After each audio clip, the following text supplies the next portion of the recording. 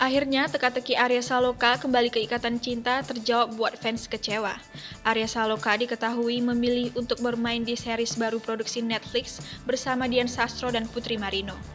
Dilansir dari akun Instagram @duniatv mengunggah informasi mengenai kabar Arya Saloka yang akan ikut andil dalam sebuah proyek series original Netflix Indonesia bersama Dian Sastro dan Putri Marino hingga diduga kuat tak akan kembali ke Ikatan Cinta pada Kamis 14 Juli 2022.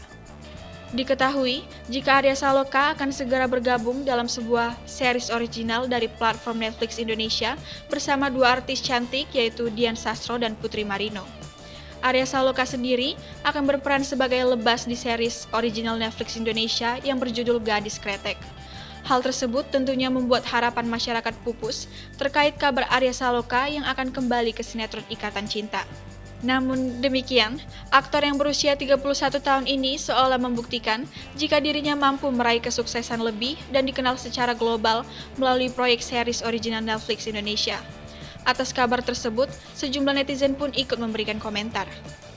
Tak sedikit yang mendukung langkah Arya Saloka untuk bergerak makin depan dengan ikut serta dalam proyek series original Netflix Indonesia.